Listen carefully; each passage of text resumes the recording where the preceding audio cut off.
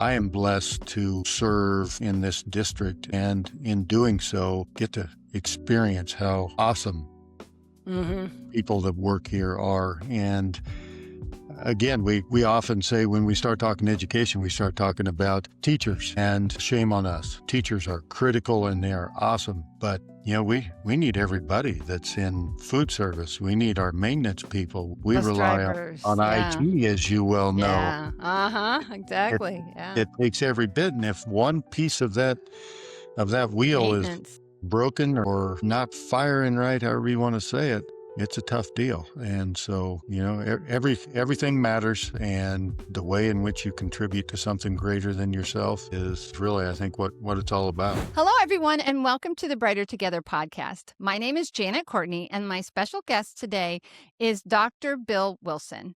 Bill is the superintendent at Fremont School District RE2 in Florence, Colorado. Bill, thanks for being on the show. Thank you. My pleasure. So tell us a little bit, Bill, about Fremont School District and your role there. Our district is located in multiple towns. So in Colorado, it's kind of a bit interesting, but the short version is primary offices are in Florence, but we have school districts currently, or school buildings in both Penrose and Florence, and then serve some smaller towns around that. And uh, we're in a beautiful area of Colorado. I We're bet. not technically the mountains, but we are definitely high desert, and I'm very blessed. I wake up and greet the day looking at Pikes Peak and the snow caps, and look Mm-hmm. out the other side to the wet mountains, and so it really is picturesque. We are mostly known. I think most people, when they think of Florence, Colorado, and you Google it, Supermax is here. And so, it's like, oh, is that a scary place? And it's like, well, actually, it's probably one of the safer places because of the high level of training of so many of our uh, community members that work in the penal system, both at Oh. Supermax or Oh, so in you're super maximum security prisons. yeah, Gotcha. yeah, Yeah. it's Yeah. that whole, who's my neighbor? Well, as far as Yeah. I But know, we I live, think El Chapo is there. yeah. That's probably accurate. I haven't seen him. That's what they say. I'm not going to go, poking my nose. I'm just, but we're just trying to serve our community, and we're semi-rural, I would say. Maybe it is rural. Colorado Springs is about 45 minutes away, Mm-hmm. Mm-hmm. so we're not far from some of those opportunities and options, but we're also, a smaller community. My school district Yeah. has, you know, 1,250 students, so it's a small size compared to many. To me, it's about the right size. I've always believed, and my experiences are that most of the bigger schools are trying to create smaller communities within their schools. Mm-hmm. And so when you get to around that 100 students uh, per grade level, then you can really get to know students and have that relationship, and make sure that you're not missing those Right. students who feel like they're invisible or overlooked, Mm-hmm. or they're in the spot for it. Yeah. Just on a little bit of a side note, several years ago, we were in Colorado Springs and we did the Manitou Incline.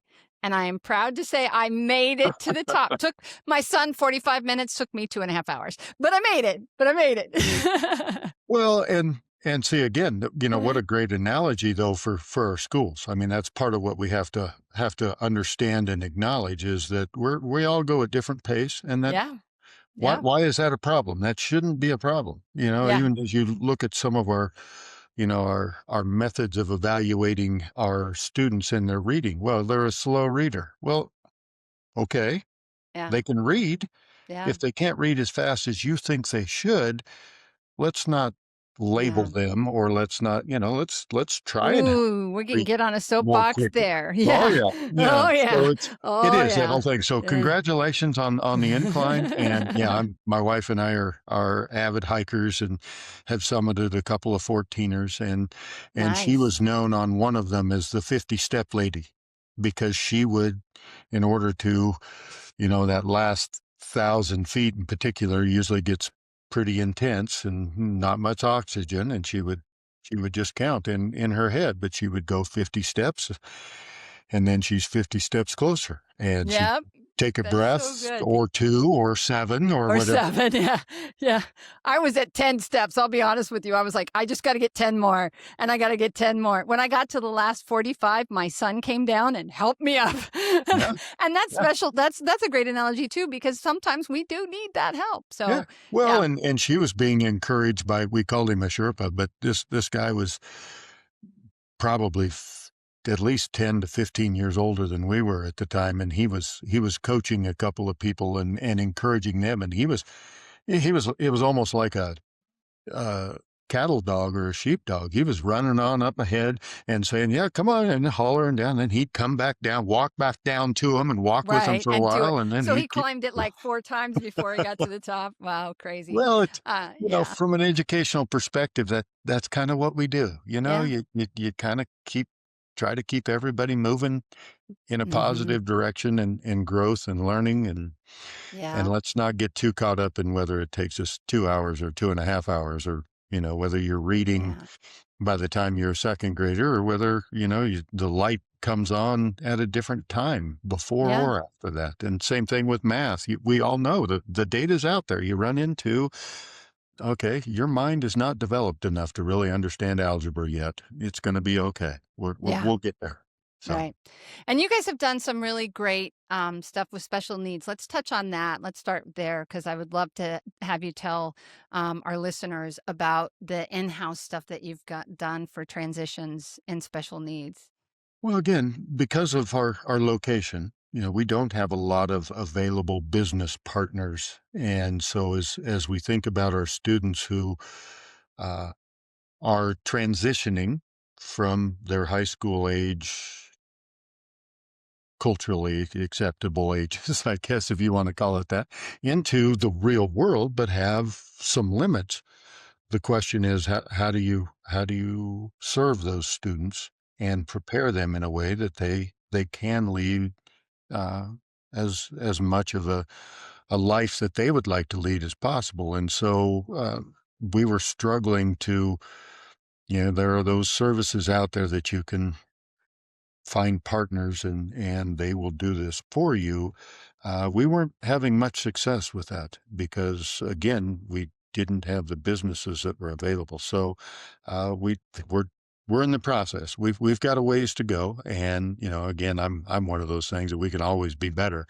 But we are working with our students that have either graduated or about to graduate, and providing them additional options and opportunities uh, in the workforce so that they can, you know, work and earn a living, but also have that sense of accomplishment of I am contributing to society. And whether it's we've got a couple of students placed in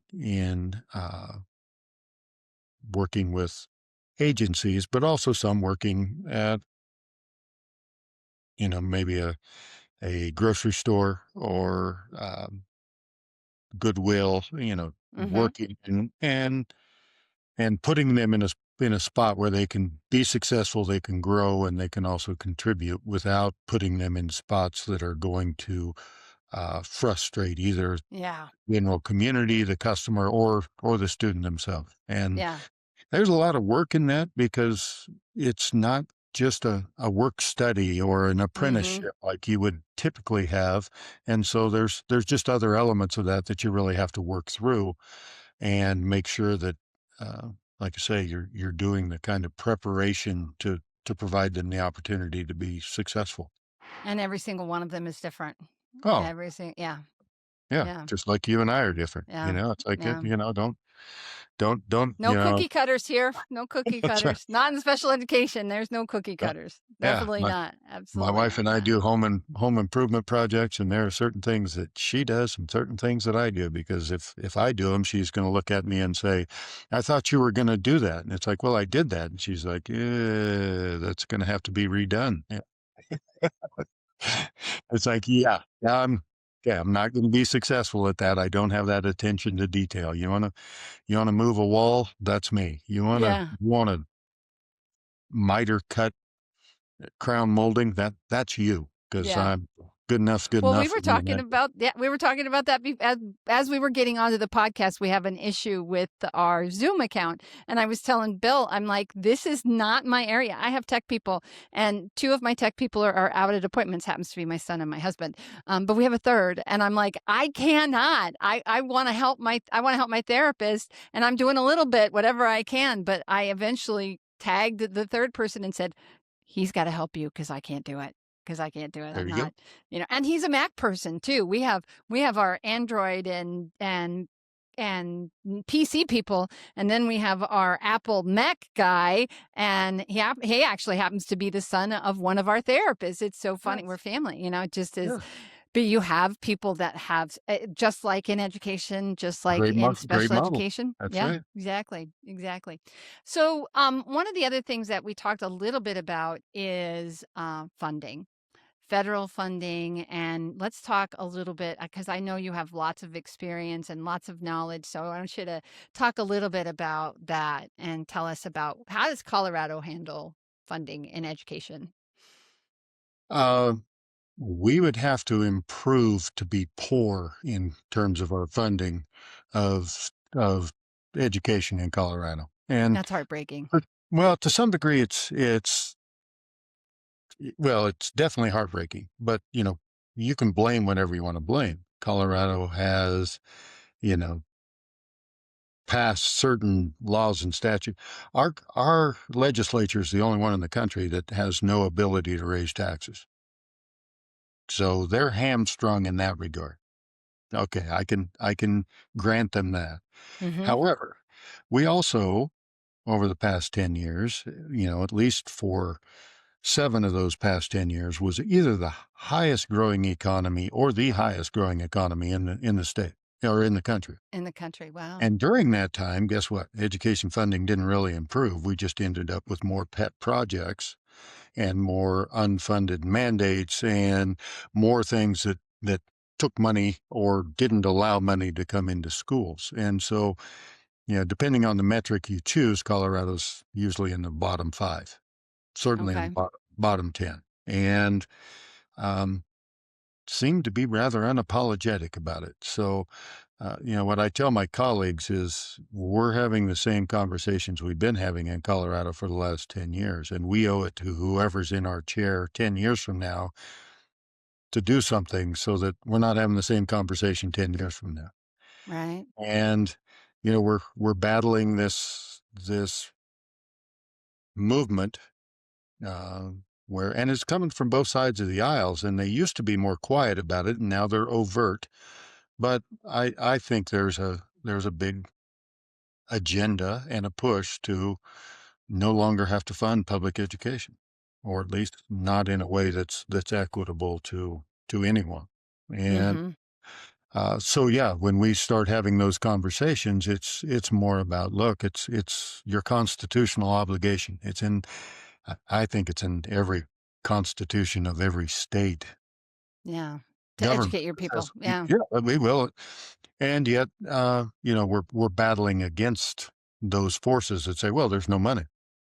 We don't have money for that. We have to choose between that and Medicaid, or we have to choose between that No, you don't. No, you and don't. Yeah. it's like, Yeah. well, or roads, or and again, Colorado roads. You wanna find some horrible roads. Go someplace other than the ski slopes, and you'll think you might be, you know, back Michigan's in the the same way. Yeah. horse and Yeah. buggy days. It's like, Yeah. oh, these are horrible. I do, Yep. Yep. do better with ready mix and a shovel. It's like, so. As we have these conversations, what we're really trying to help people to understand is you're simply underserving, and you're wondering why your workforce isn't your workforce, and Right. it's because you're not funding this. And Mm-hmm. and again, we're expecting our teachers, let alone our paraprofessionals, and our therapists. Yeah, you're essentially asking them to commit to a life of just above the poverty line. I mean, you can't live and work here on one income. You Right. know, paying our teachers in the, some starting salaries still haven't hit $40,000. And it's like, hold it, I've got, 4, usually 5 years of education and a bachelor's degree, maybe a master's degree, and that's what you're gonna pay me, and then we're gonna expect that as a teacher, you're not either gonna get burned out or you're gonna go work for Somewhere else somebody that that pays will pay. both. Yeah. Mhm. And so we're pretty hamstrung in that regard. And, again, I've always told the legislators, come, go ahead, do fully. You audit us every year, which is interesting because some of the bigger schools don't get audited every year, which doesn't make a whole lot of sense. But come in and take a look. And if you have ideas as to where you think we can change what we do and use our money more efficiently, I'm open to any suggestion. I've only been doing it for 22 years, so I am still open to whatever you think you could do better.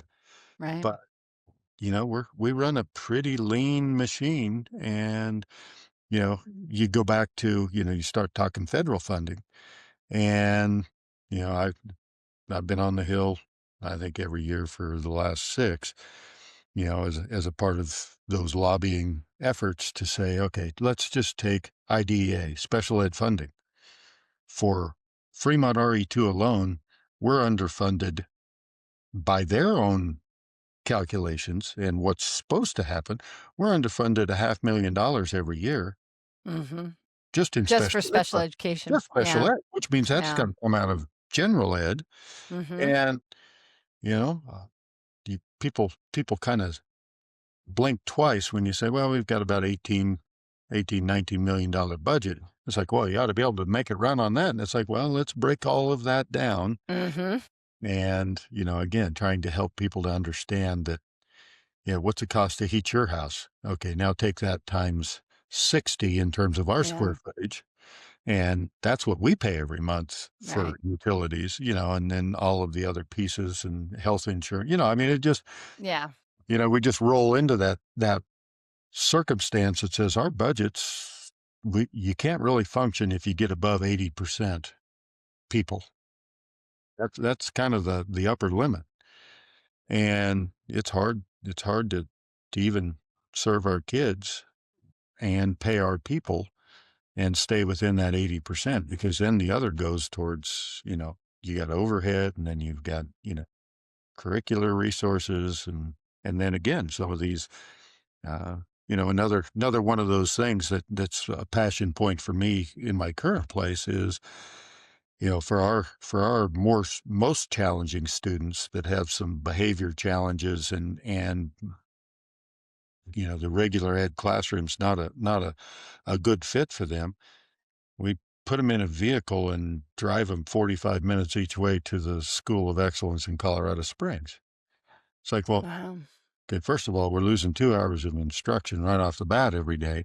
Secondly, I'm not sure we're really that safe in taking a more volatilely inclined student and putting them in a vehicle. Right. And so what are we doing? And so that's another one of those pieces that we're working on to have both the space and the capacity and the personnel to Yeah. not do that. Can we do that here? I think we have the space, and now we're working through the processes of saying, okay, We all feel it. Students are struggling more than ever with emotional and behavioral challenges. Lighthouse Therapy offers virtual, hybrid, and in person behavioral and mental health support that builds around your school environment. Our licensed professional are trauma informed, experienced, and trained to work with K 12 students and staff. You don't get a cookie cutter approach, you get a partner who listens, adapts, and builds trust. Because when students feel safe and seen, they thrive. Learn how you can get support at your school at lighthouse-therapy.com/brighter together. we have to do something to better serve these students and to again create a safe environment at all times for Mm-hmm. all people, students and employees. So Yeah. it's a real challenge, and to me, it's that whole piece that just says if we could have our legislators and the powers that be come and truly experience. Pick a school district. I'm not Yeah. alone. Yeah. No, you're I'm not. not the poster child. I'm not unique. I have my own unique circumstances, but the very issues all come back to typically we're either burning our people out because they are understaffed and we're trying to do more with less, and consequently they can't keep doing it year after year after year, or they get a better job offer, or we simply don't have the capacity to serve the students we need to serve. And then they either go underserved, unserved, or we have a circumstance like that where we put them in a vehicle and drive them 45 minutes and hope that nothing happens between here and there. And then, they wonder why there's so many fewer people going into education. They wonder why we can't hire. Why are these positions not being filled? Why do our children have anxiety and social emotional issues, and why are we not fixing it? Why? And I love the fact that it always is put on the local school district. Why are you not fixing it? Why are you not taking care of it? Excuse me, but we are a society and it takes a village. And when the village is walking out the door and expecting one group of people who are underfunded, underserved, and stressed, but still willing. That's the part that blows me away about educators. And I love that. And I always talk about that is you guys are doing something that nobody else, no other industry would do. Nobody else would do the things in education that our team is doing, which is part of the reason that Brighter Together exists, because there needs to be awareness of Sure. what we're expecting and what we're getting, and how it's inequitable, obviously. Yeah. Well, and I guess the encouraging piece is, and I think this is almost universal. If you survey the local community on schools, their perception is our schools are doing well. Schools in general are not. And so I think the closer you get to it, you realize the Herculean effort that our people are putting in and the amazing products and benefits that our students become and are ha- have access to. But then you get to the state level, or let's not even get too started on the media piece. Um, but again, I think that's intentional. We are saying schools are failing our kids. Hmm. And it's like, well, who's saying that? Well, whether it's the federal government, whether it's this side of the aisle, that side of the aisle, whoever it is, Yeah. it's sort of like, okay, hold it. Let's break this down and Hmm. we can explain to you the fallacy of your contention, as well as maybe illustrate to you where the breakdown's occurring and Hmm. why, again, state assessments. It's like, to me, go ahead.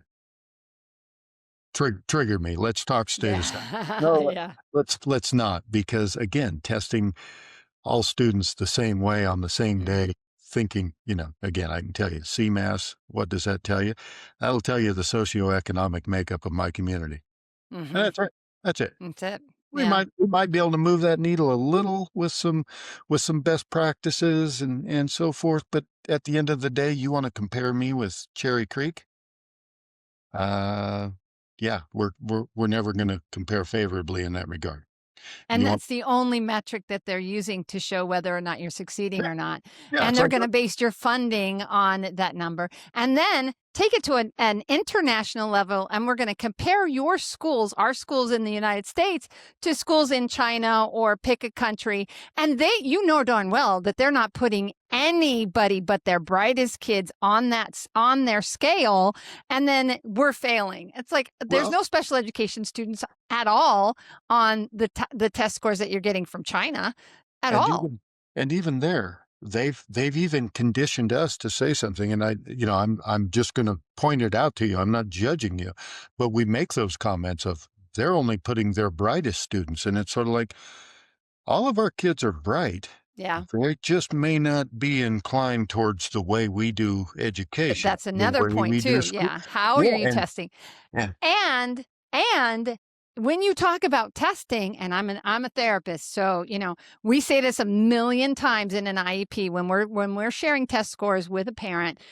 A test score is a moment in time that whatever was happening with that child, whether he was feeling good or not, whether he was ready to be tested or not, and we make those caveats to parents all the time. Please understand that we are only using this as a starting point. And yet, Sure. when you look at the entire system, oh my goodness, here's Janet on her soapbox complaining because it drives me crazy what they do. Absolutely, absolutely. Absolutely It drives me it it crazy. it it can be a data point, and it can provide some benefit.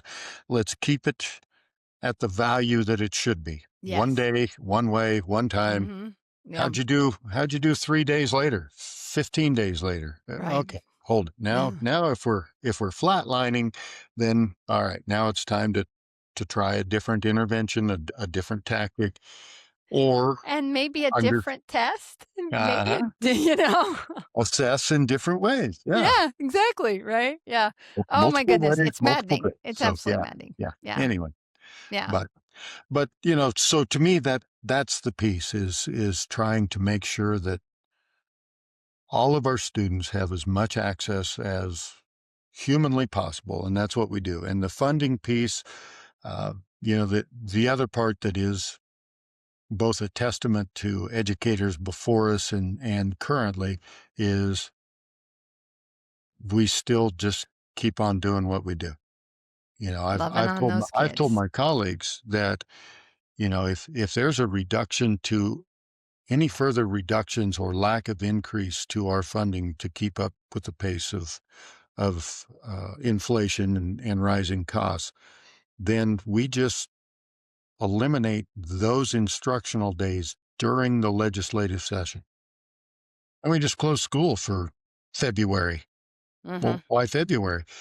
Well, because that's the only way we're going to get some of the people who need to tell the legislature that this is unacceptable is if we're saying, sorry, we don't have the money. Right. And so rather than ending the school year early, which is too late, the legislature's already gone, we'll just take February off. Now, the problem is we all know that's not good for kids, and some kids wouldn't eat for a month.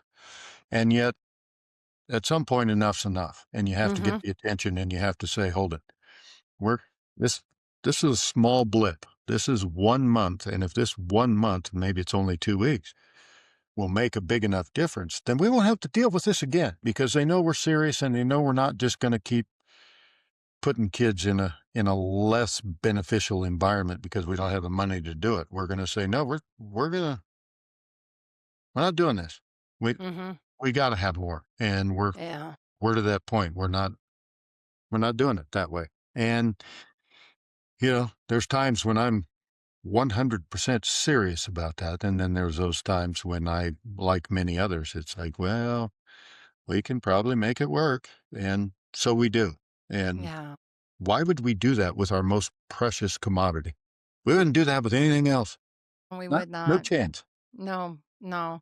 You're And not that's just, and that's why we talk about it. That's why you're here. That's why Together exists. That's why we need people to understand what is happening in education, not talking heads that just want to take the absolute worst educator in the United States and compare them to everybody, or the worst event that could possibly happen. And this is what's happening at all of our schools. That's not the reality. But that's the comparison that's happening, and it makes me crazy. It really does. So, well, and we just, yeah. yeah, and I've always been one who I don't like whiners.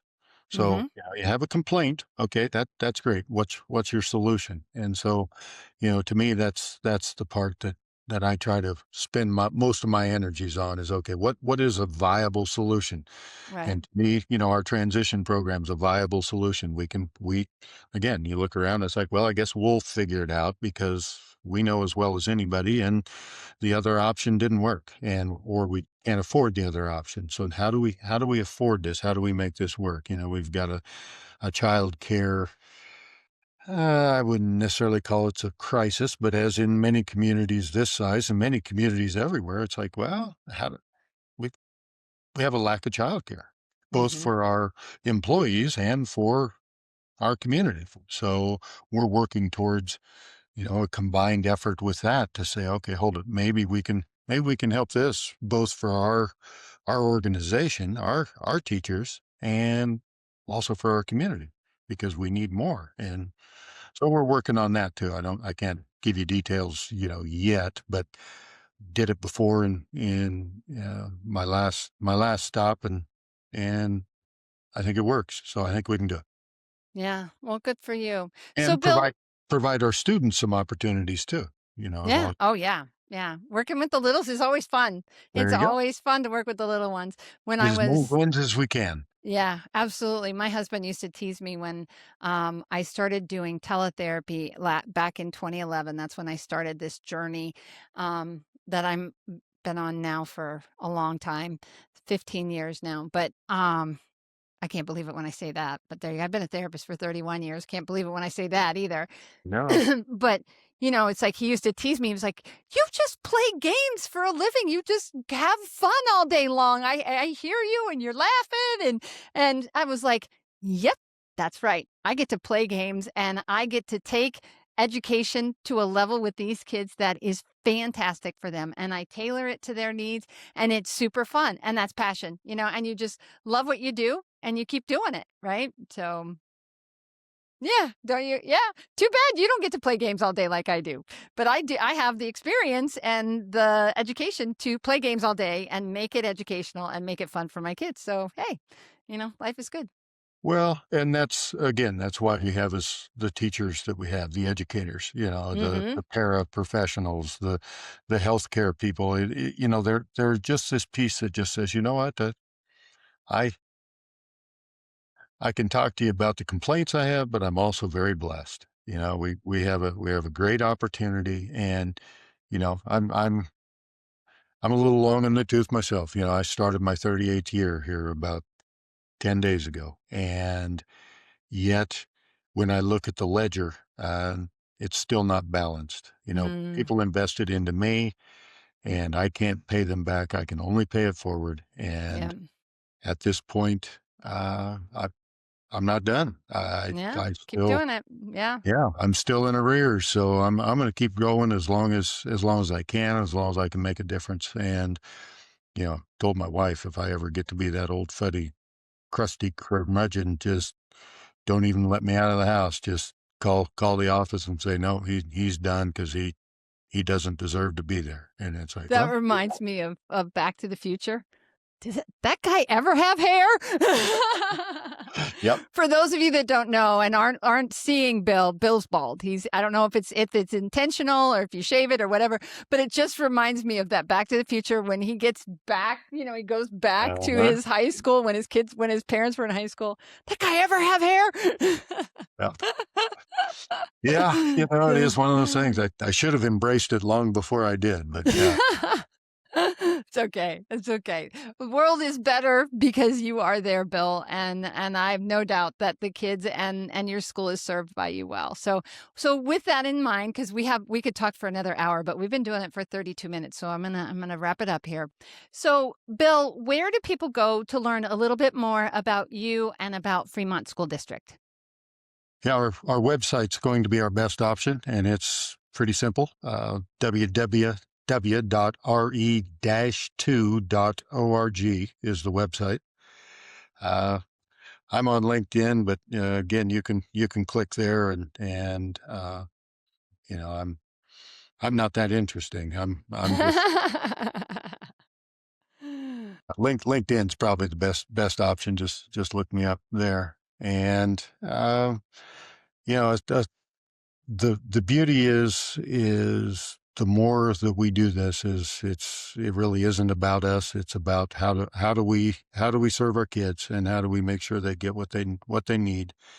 And to me, I would just encourage all the listeners to never underestimate the value that they bring because I am blessed to serve in this district, and in doing so, uh, get to experience how awesome Mhm. people that work here are. And again, we often say when we start talking education, we start talking about teachers, and shame on us.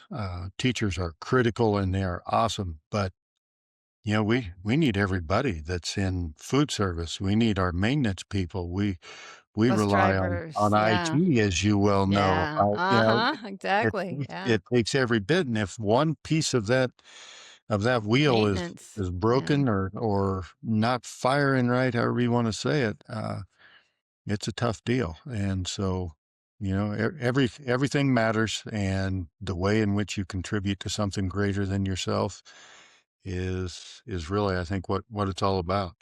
Yeah, absolutely. Well, Bill, it has been an absolute pleasure. I knew from the moment that you came on and we started talking, I knew it was going to be a great conversation. So thank you for your time. Thank you for your service to your students. And just we're brighter together, right? Yeah, well, and I appreciate what you all do, and you mentioned that you've been doing it since 11, and when we hit COVID, you didn't have to miss a beat. Everybody just took lessons from what you all were already We doing. tried. We really tried. We tried to help as much as some listened, some did not. I'll tell you that right Can't now. control Some that. Cannot cannot control that. control that. No. And one of the it's interesting you brought that up, but and I will say this really fast. That I was on a forum with superintendents, in and can't even remember which one it was, but I made the comment, why are you guys not looking to online schools and superintendents with online schools, because they've been doing it for 25 years. And the next time I was on there, guess what they had? They had a superintendent from an online school. I was like, yay, if I did nothing else, because I wasn't they weren't going to listen to me. They weren't going to, but they did listen to, and I think that just that one question hopefully made a difference for some of those kids. So, again, yeah, just grateful to be here, grateful to be able to continue to do what we do. So, same thing. Just keep doing it. Just keep doing it. So, God bless you. Thank you for being here, and just thank you. Yeah, thank you. It's an honor.